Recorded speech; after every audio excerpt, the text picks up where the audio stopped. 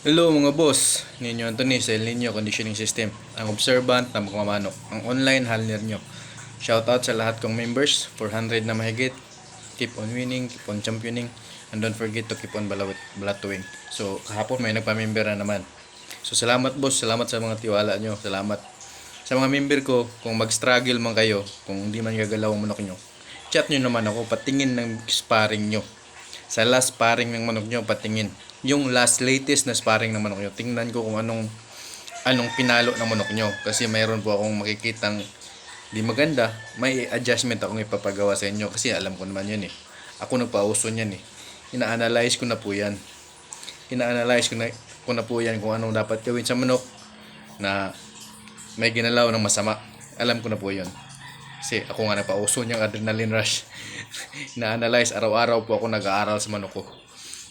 Ginagalingan ko pa po ang pag-a-analyze kasi pinagkakitaan ko na, ina-analyze ko pa rin po.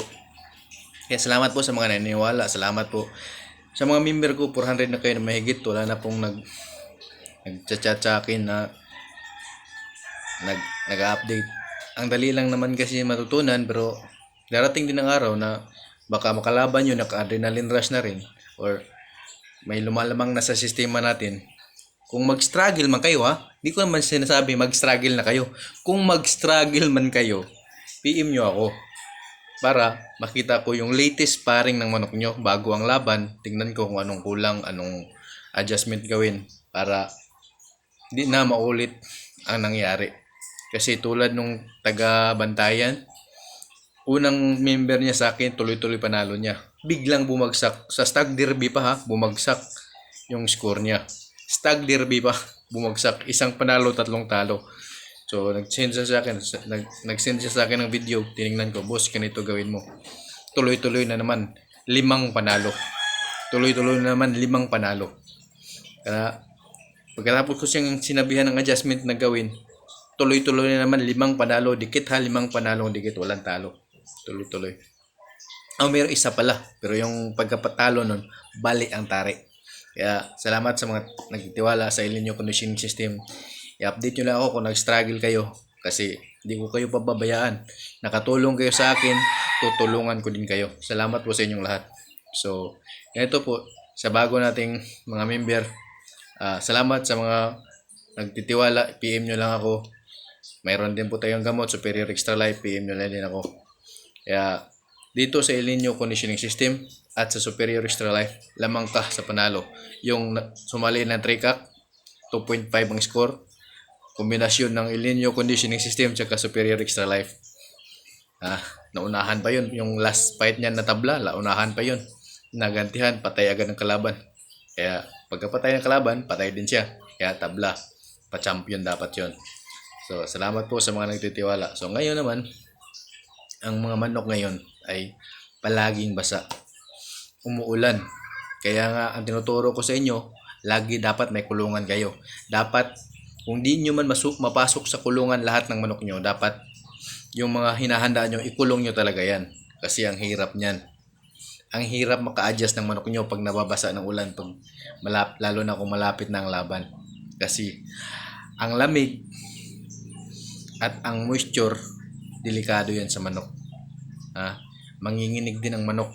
Kita nyo ba yung manok na gumaganon pag papunta na sa trian?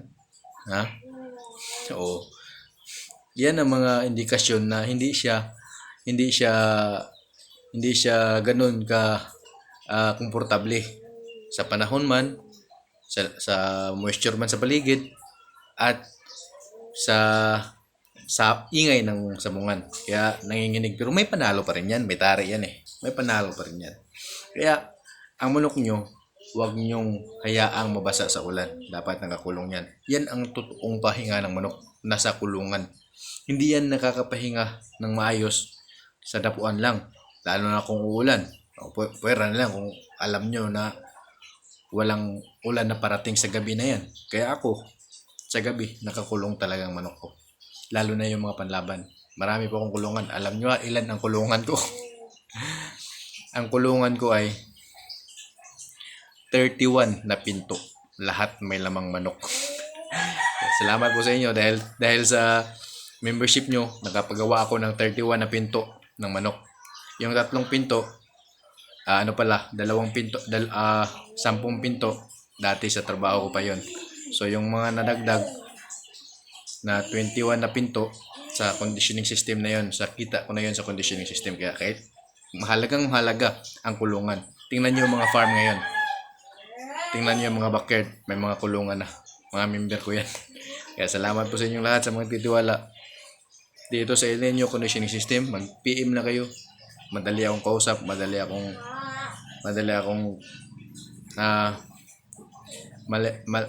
kausap, at inuunawa ko kayo, uunawain nyo din ako. Salamat po sa inyong lahat sa mga nagtitiwala. Keep on winning, keep on championing, and don't forget to keep on balatuing.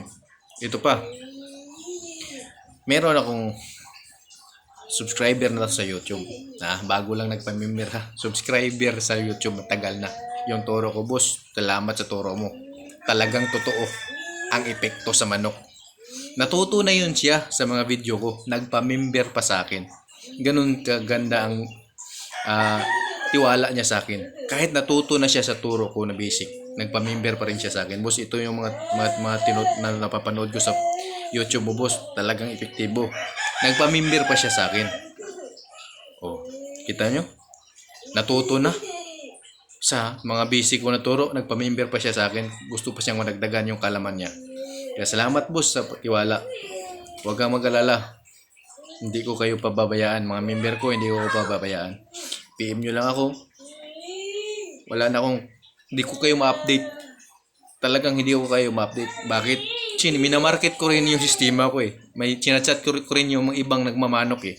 Kaya di ko kayo ma-update or matanong, ma-follow up kung kumusta na kayo. Kayo na lang po mag-message sa akin kasi andyan naman messenger ko, Ninyo Anthony Manya. Messenger ko, Facebook ko, Ninyo Anthony Manya, YouTube ko. Kaya salamat po sa mga nagtitiwala. Keep on winning, keep on championing, and don't forget to keep on balatoy. Salamat po.